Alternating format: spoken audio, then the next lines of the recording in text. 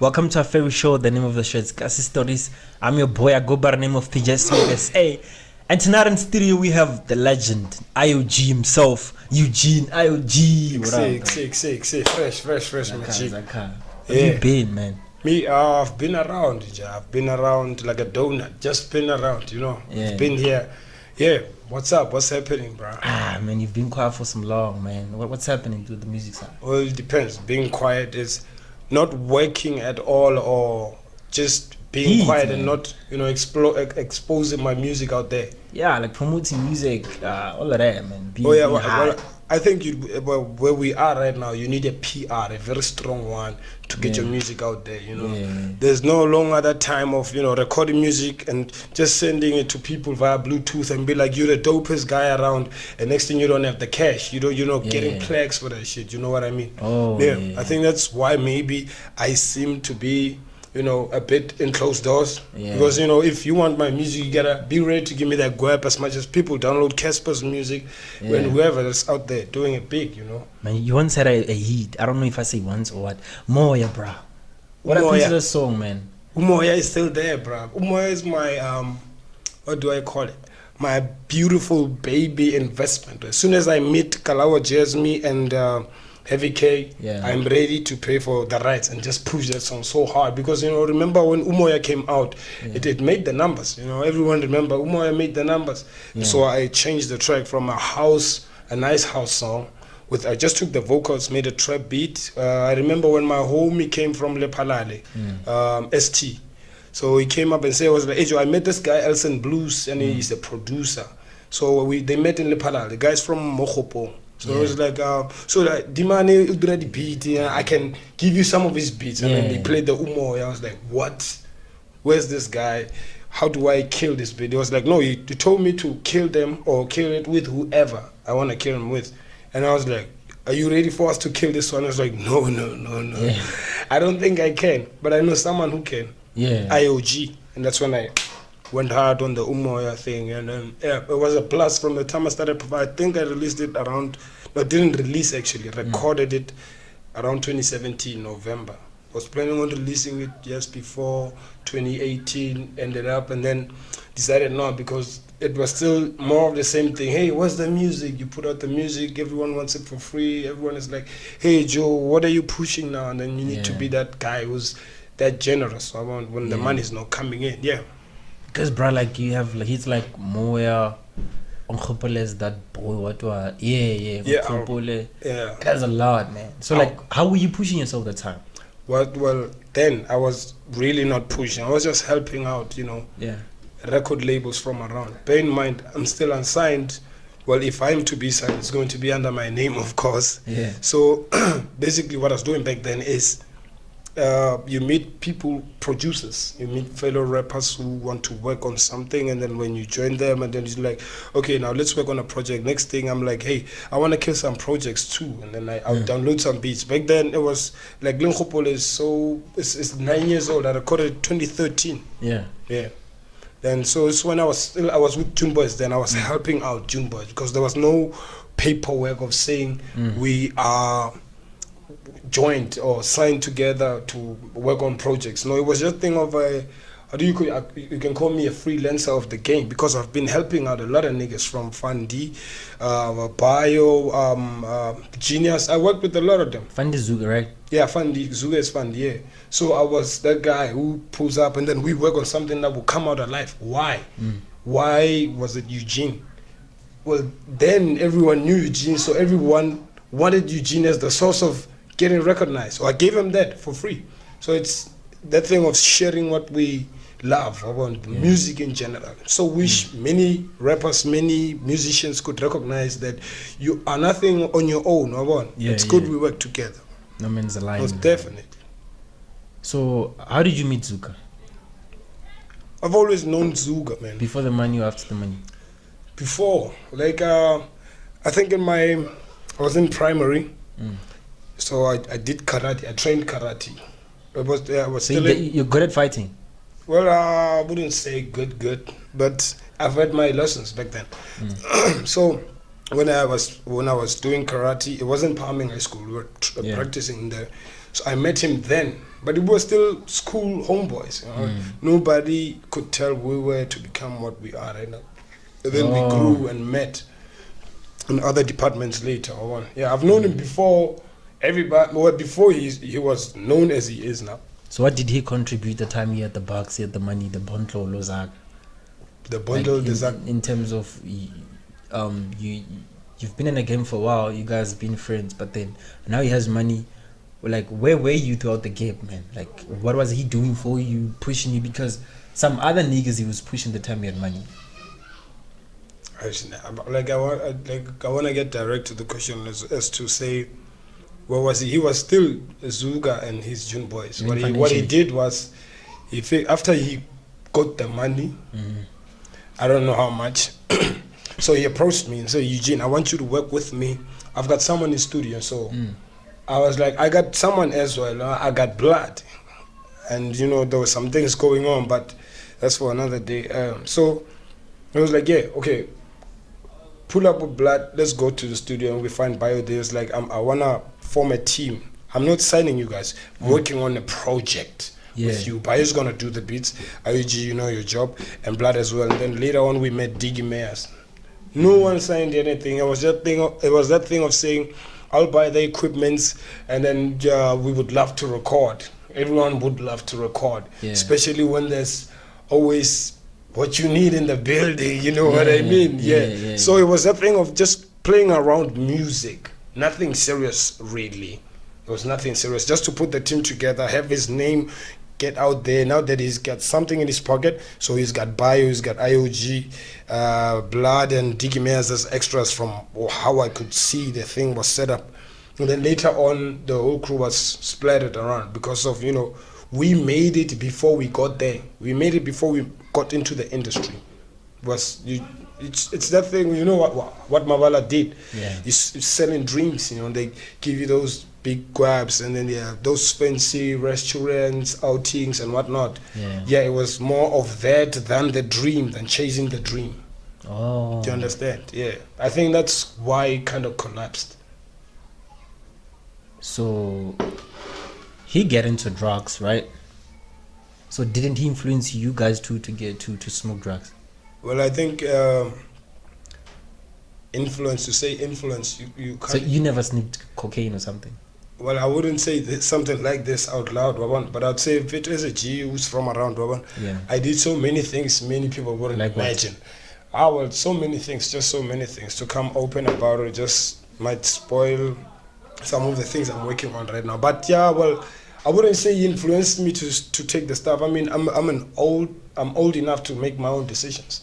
If I feel like I wanna, you know, have sex with a prostitute, I'm gonna do it. If I feel like it, you know, it's my birthright, I guess. It's my life. Self-governing individual I am. So I wouldn't say he would influence me to do anything. I did anything because I wanted to. And if there's some drugs I sniffed, it was not because he said take some. Maybe I asked for it or I bought it on my own. It was just that type of thing. But the idea was not really focused on those kind of things. The idea was to get into the music industry and, you know, just have Limpopo get recognized. That was the dream. The dream was not for us to have everyone know we're pushing. I mean, everyone's lifestyle has some ragged intentions within it. But with us, the intention was to hit hard and get into the music industry and nothing more. So he didn't persuade anyone to do anything. Anyone did whatever they did when they wanted to. So you guys were game back then, hosting house parties and anything. The idea was to just kill the dream, man. Have it come alive. Have people know this is what we do. This is our lifestyle. As a musician, what you do to call the masses. What do you do to attract the masses, so to say, the fan base, to increase the fan base. You gotta host stuff like house parties. You go out on shows. That's what we used to do back then. And then we'll pull up wherever it was happening, and then we pull up. We killed Backyard, we killed Lepalala, we killed I remember Tabazimbi, we even killed Mohopong. Mudimole was our, you know, our home ground. So here everything was always pumping whenever we're around. I think that was the idea of the whole thing. when we were still pushing with that guy. Yeah. Yeah. So take me through back then, the era of Silver Banton, man. Silver Banton. Yeah, the time was I about. met Silver Banton. I met Silver Banton 0510 Y6G. I remember. DP was pushing an EP, a mixtape for Y6G back then, and then that's when I met Banton on this joint Matlalela. I met him there, and then we did the Zolo. It was a song Zolo, and he shot the video there at 0510 with DP and the 0510. Shout out to the 0510 squad. That's where I came from, actually. I started there.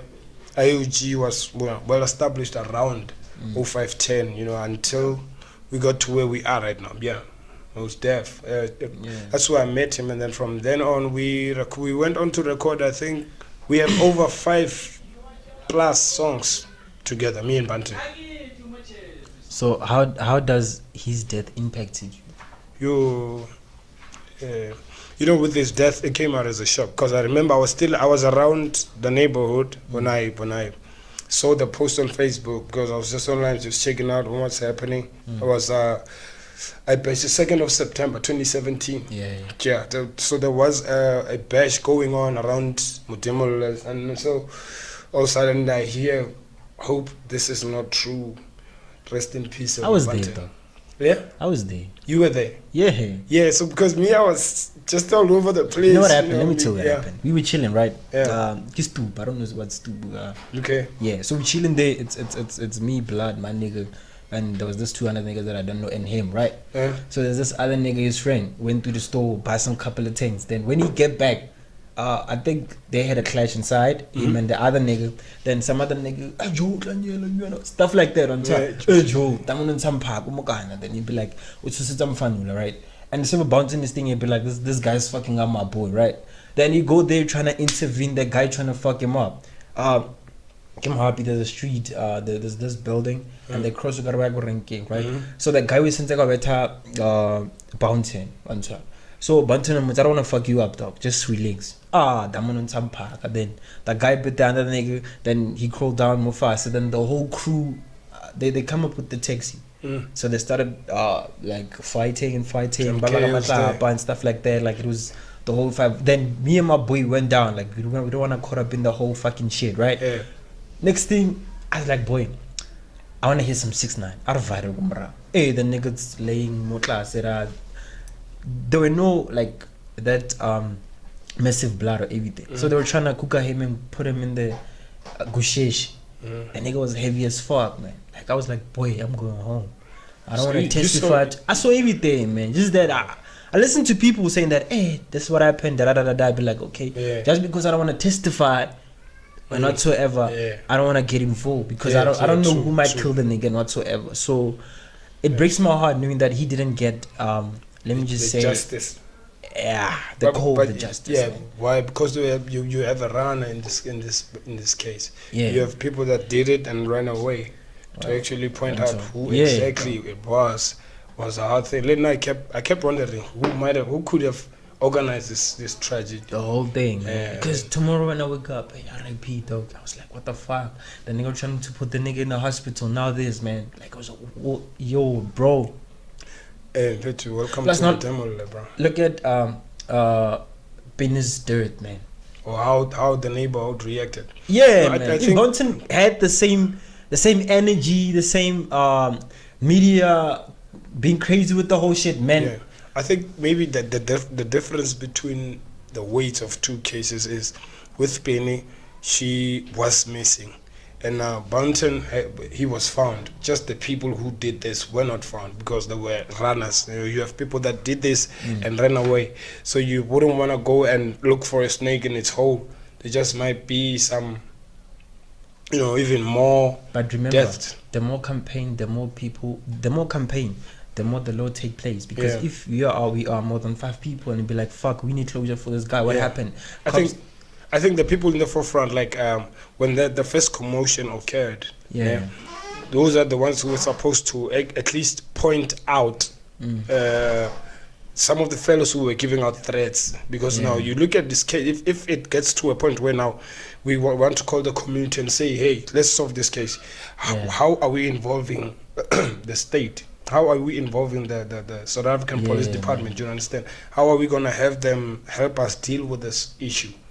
Do we then start with looking for the suspects, or jump straight into the perpetrator and say this is the actual person who actually did the thing? It's a long one where the arm of the law is concerned, right? It's even out of our hands. I get what you say. The way we reacted with Penny, it was because she was still missing. No one had as much closure, so to say, is she still alive or not? So you see, with Banton now, there was at some point knowing what if we were to find those perpetrators as a neighborhood and dealt with them accordingly, was that going to give us Banton back? Was that going to give us enough closure to say, now we are at peace, everyone is okay, justice is served and whatnot, you understand? So with Penny, it was that up and close and personal issue for every individual around the neighborhood, because if you have a sister, now you need to have your eyes wide open and look out for her. Yeah, she might get married someday. You must be watchful. If you have a daughter, it's more of the same thing. So with a male figure and a female, it kind of weighs differently based on what the things are occurred as well. Normally, what do our parents say when stuff like that happens? You understand? And then with Spain, it's that thing of her being at home. That is a time where she's at home, just went out to get her dress. And who's your celebrity crush? My celebrity crush, Shasha. Hey. Zimbabwe Wampolai. Man. I even I'm still texting her on her page. I'm going, Shasha, I hope someday you remember me. We're gonna get there. Don't stress. And she's probably looking at my text like, who's this crazy name? You understand? Hey. So I'm loving her every day, bro. I'll probably see you married. Imagine a feature. Yes, this morning, bro. I woke up on her Tembalam featuring Ami Fagu. So Damn, she became me Tembalamu and better of I tell you, bro. I hope she's listening or she sees this someday. Shasha, I wanna give you my sha. And you guys make love and be like fa. No, just yeah. And then we go overseas like fly. You know? And now your brother's breathing ha. Yeah, she's the one, bro. So what did you break up with the baby man? Because there's a rumor that you guys had a fight, right? So she wanted you to go to school to learn music. Is that true or what? No, not really. No, but it's let me just let me give it to you straight from the horse's mouth. Yeah. Stop with all the lying, you people, dumbasses. Well, by the way, with me and my baby ma, we've been together for about we started dating around 2013 until 2017. So at that time we had already become friends. We were too close for comfort. Like even when she was out of my space, I'd relax. Like the same with her, you see. And then now there came a time where she had to go to school, long distance, and happily ever after. They didn't go hand in hand. I tell you that, bro. So it's that thing of just growing up and accepting what is going on. She was away, I was away, and then we had to accept what was happening to us because there was a lot of challenges and temptations. Like every relationship that is constantly denying it. Every relationship has those ups and downs. So that's we broke up because the distance was just too much. I was missing her too much. She was missing me too much. But then there was a lot of responsibility behind. There's this thing that long distance relationship lasts because of that. Because if you guys are distant, you realize how much you guys love each other. And then you realize that okay, fine, I love this person, and then you guys you live upon the faith. So why did you guys really you want to tell me you never had that bombardment of you live in music going to school? Yes or no? No. Between music and school? No, man. It will be music, check. School, it's someone else's idea of preparing you to work for someone else. With music, I can still work for myself. So between music and her? So between music and my... Wait, bro. Between my soul and someone else, it's gonna be my soul. Between it's God, me, and whoever after. So wait, it's after. Who's the prettiest girl you ever dated, man? The prettiest. but all my girls were pretty, bro. I'm like, Joe, like I'm Like thinking. there's always gonna be that okay, ex, man. the prettiest name. Yeah. The prettiest was, I would say, top number one. Her name is Samantha. Give me top 3, man. Because My you top say, 3, no, yeah. I can't give you top 3 because this one I'm gonna have to mention her name. Her name is Samantha Sonti. So we met when she was still in high school, Settlers Agricultural High School. Yeah, we met during the time when I was deep in playing basketball. Yeah. That guy, and then I met that angel. Yo, and I'm the one who fucked up. Like, And they go in some love back now. it's possible. Like, if we ever meet, I just might, ask her out again and be like, hey, I was too young and dumb, So then they go, oh, now I'm trying shit. Yeah. Let's go get that guap together, baby. Let's go get the dreams together. So what advice do you have for somebody dating your ex now? I tried. Good luck, buddy. Like, I wish you all the best. Like, maybe you were meant for them. That's why they're my ex. Like, yeah. So you're gonna tell me after the it's over type of vibe, you no longer bang your exes? That's very much unlikely in Africa. Well, I don't know about the world. I'm from Africa. Yeah. So, no, it's very much unlikely. You still do go back, hit someone to just to remind yourself what it was like to be in those, in that stadium. Damn. I don't know if I put it, but then but just to remind yourself. But then eventually it doesn't last. It elapses, and then you realize your worth, and you're like, okay, yeah, I'm too good for that. For that shit, then I'm And then but then you gotta bump into a Jogo jail or something. yeah, but I'm not that guy. I don't really like going back to my vomit and still want to taste that shit. You see Who's that? Yeah. Continue. I'm serious, bro. It's that thing of saying, why look back, bro, when there could be another open door ahead of you. So if you are with, look, I met most of my exes in crazy lifestyles, but I'll just be that guy. I become a friend at that time. I'm your friend, baby. If someone takes you home, I take the plate number if I have to, just in case somebody does something out of the ordinary. So who's the ugliest girl you ever dated? Ugliest, bro. Like I keep on telling you, oh my girls are pretty. Check out Shasha, but even in the future, bro. Shasha is still whatever I get. But there's always gonna be that RMC dog, like that. Let me just. You know what? I think you have a point. Besides my the previous girl, Samantha. I would say all of them were ugly because I don't really date looks. I go for the heart. So they had ugly hearts. That's why we didn't get to wear. I mean, physically, like Joe, like ugliest. Yeah, but maybe. Okay, let me. The one that's the Joe. One night stand is not a date. That's okay. Let's just say that ugliest girl you ever dated. Oh, like not the heart, but the facial expression, man. I should very too, man. I would say I don't remember any of them. Like, oh my girls made me mad, bro. Just to think of them, I'd come on my tell own us a sometimes. nickname, not a real name. Nah. Just a nickname. I'll tell you, list of the food chain would be. Yo, bro, I can't give you a name. I told you I'm gonna make this bitches famous. Nah, yeah, I do have one. I remember now. Them. Eh? What? Them. No, I'm saying. Yeah. I'll be making them bitches famous, like with their names out of, like I do have some few. They ain't gonna watch, fam. You just tell us. You really sure? Yeah. It's IoG on your podcast, bro. Like who wouldn't watch this? But I tell you, as soon as this goes out, everybody's gonna be like, Eugene, and I love it because I self-employed. That's what I love about myself, Yeah, so I can't give you name because. Yeah, I don't think anyone is worthy of me mentioning them right now.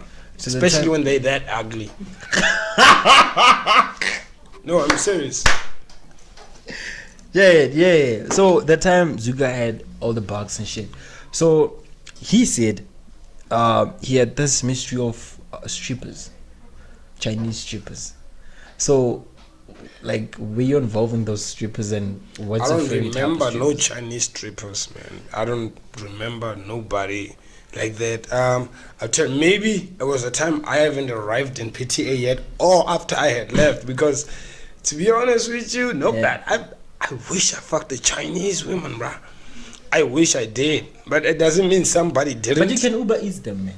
Yeah. Hey, I wish I knew earlier, bruh, when we had the grab together with the G. But then, hey, I've never seen no Chinese, but I'll be honest with you, we had fun when we were in PTA. I mean, I remember we'd wake up around 12, it was Bayo's birthday. Yeah. You know, we went to Dorregos. Is Dorrego? Yeah. Chicken, what? Yeah. You know, around 12, past 12 one was me, Zuka, Bayo, his girlfriend then. Yeah. So it was fun. Because, it was fun, bro, but I don't remember no Chinese stripper. Maybe when I was away or when I was looking away, you never know when these things happen. But me, on my side, haven't seen any.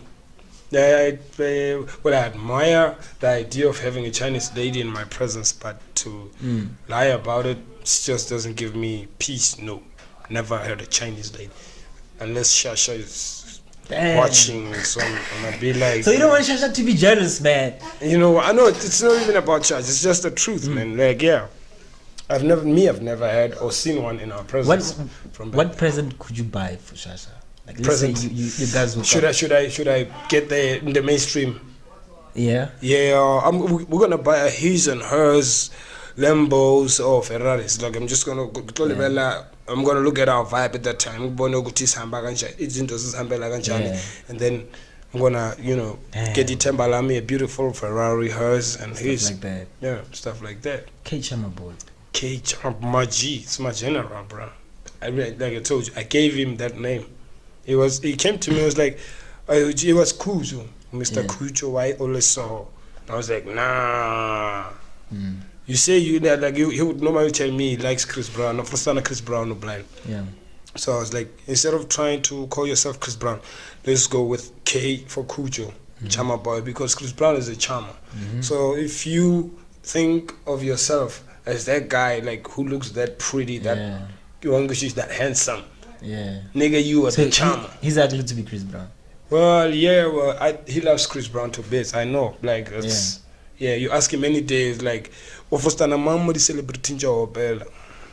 then Chris Brown. He can tell you he could even tell you he is Chris Brown. Then he's crazy. So tell us more about you being signed. I don't know if signed by 0510. 0510. Yeah. No, I think with 0510 there was no formal paperwork to say I have signed, but within me I had already agreed to saying, should there be any paperwork later in this hustle, I'm ready to sign.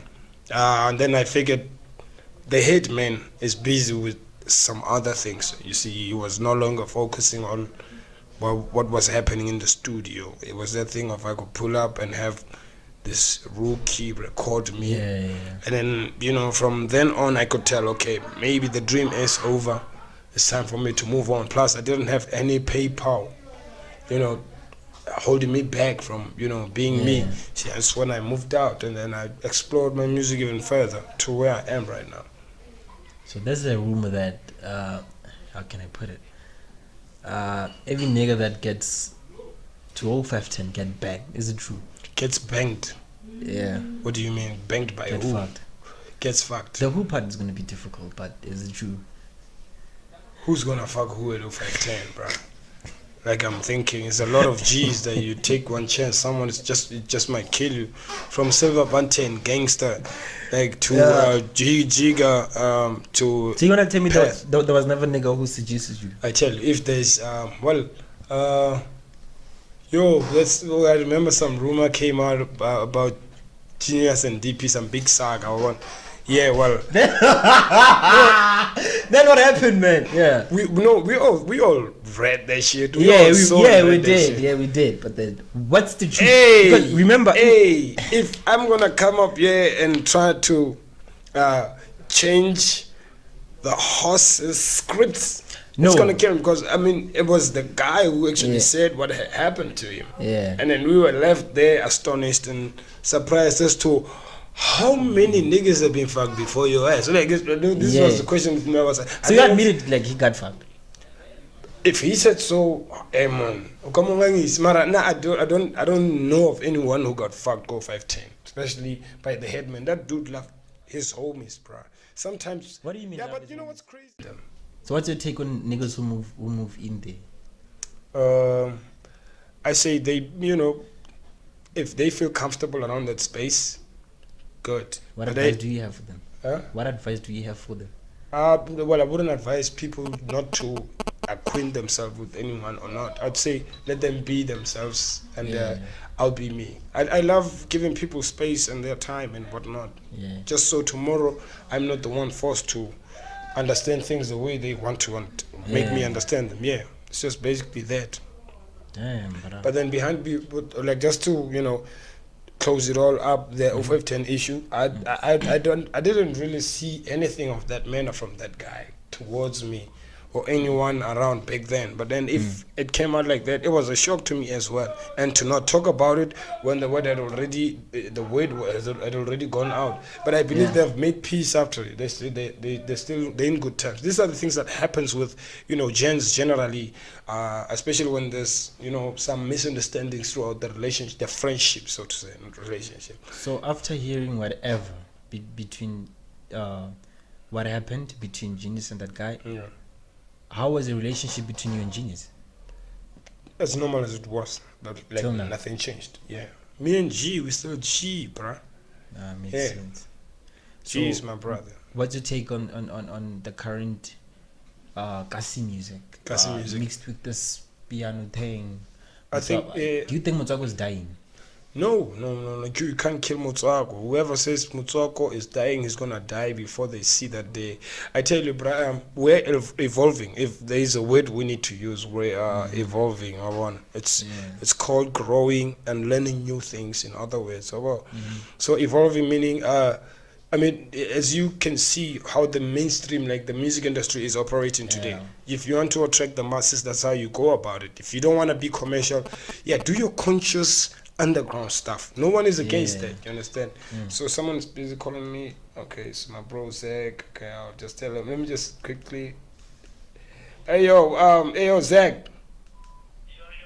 Hey bro, I'm doing the podcast thing, bro. I'll call you. I'll hit you back just after this,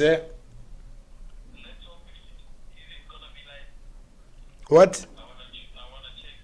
Yo, you wanna check it? Yeah, we're busy. We're yo Zach. Let's talk about it. Let you see me on the podcast talking to you, bro. Yeah, shout out.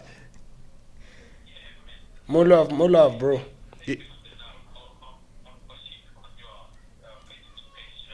I'll check up with you later, bro. Second. Yeah, so there's a rumor. Actually, it's a saying, according to how they put it, right? Yeah, it's a saying. That because from back then you were killing, man. You had the game. I was killing it back then. In terms of numbers and everything, we know a little killing you got, right? So Okay. now what's happening? Do you think you have some sort of depression problem, traumatic stress? What's happening? Do you need help? I tell you, bro. A question I remember. Fandi Zuka, right? Yeah. When you asked him that question, it was like, I need help. Hence the bootlegs. I remember what he was saying, and then hence the going out on and off so many studios. You see, that's what I told you back then. I was assisting this label guys. No one actually knew them. No one ever did anything appealing to the neighborhood until IoG popped out a song, and then we were like, okay, now we can record. So this guy says, I need help.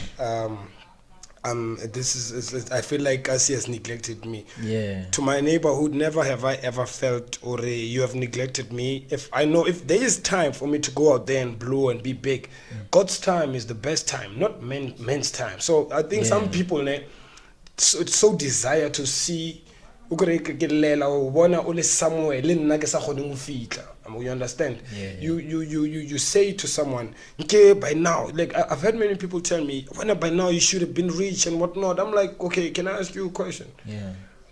Where, like 10 years ago, is this where you wanted to be? Like right now where you are? Shit. Then they be like, no, like I wanted to do bigger things. I'm like, imagine me, bro. You think I'm a god right away to just change instantly because you think I deserve it now. Yeah, you see, so now for someone who you've been to my place before, right? Yeah, I did. You see how I live, like that bits. Yeah. So tell me, for someone who's living like that and someone who doesn't have half of that, Who's struggling, bruh? If you go to that guy's place, see where he sleeps, see what he eats, and then you see who's struggling, bruh. You've been there. Yeah, remember struggle is a very big So word. what happened with? So who do you think needs help between the two?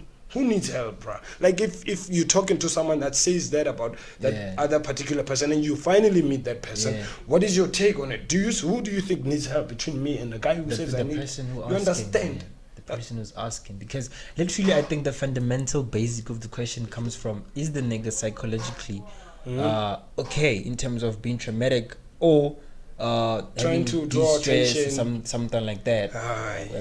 Bro, I tell you, if I was depressed or going through some stuff like that, I think you would see, bro, my energy wouldn't be this filled. I love exploring my name. I love doing stuff out of nothing. Like out of nothing. It makes sense. You understand? Now that I met you, it makes sense what you say. Remember? So I'm asking for the people who doesn't even understand where you're coming from. Lyrically, songly, you personally, they don't even know you, right? So I'm let's say I'm depressed. Right. I need help, right? Yeah. You got millions, but you don't look like it. Like, isn't that depression, bro? You got millions invested or whatnot. From what I've heard, there's no way you can invest millions and say you wanna sleep. It doesn't make sense. Does it make sense? You can't come here looking like the robot lorry, brane, and tell me when you got millions invested. Like, who's that? So someone is neglecting you, definitely. But then I'm not saying this out of anger. I'm saying this out of, how do you do someone's name like that? No, it makes sense, because one of they're judging you from their perspective that they it's what they see, and I love giving them that. It's fine if that's what they see. It's okay, because imagine now if they saw the real thing, what was gonna be said about me? Hey, bro, it's gonna be. But people always have something to say about people, man. Bro, I tell you, from all my time doing music. It's always been that feeling of saying, I'm sharing this thing, I'm loving this thing. Have you ever done something you enjoy? Yeah, I'm doing something that I enjoy. You understand? So that space, this is where I'm at right now, bro. Like, I'm so comfortable around beats. Those news comes. So now you tell someone, they don't believe, so they're gonna use anything they can to crush that thing. But how do you say someone who wrote your first verse, they're rapping, for you to rap, to jump on a mic, your first verse, how do you say that that particular person is depressed? Like, you must be depressed from saying that about someone who has done that for you. You understand? And then I tell you, bruh, the money and the millions thing, I didn't see millions there. We were just living a normal basic life that had a very, general income. From I don't know how, but yeah, that's just what I saw. This is the truth I saw. I've never seen maybe 50K cash to prove there's a million somewhere lying around or whatnot. No, but everything was, was like out of brotherhood. This guy approached us out of brotherhood, like Mashita guy want us to. I was so cool with that shit. Yeah. Until I got depressed. So people need to really understand, right? They must stop judging people from their own perspective. It's not even judging. It's trying to hold you down. And I tell you, if maybe you become a threat to me, God, something else, what I'm gonna do is go. So if you're smarter than me, I'm gonna say, when we get a smart, when we get a it's what we see in you. That's why we want to use things now that are gonna hold it down.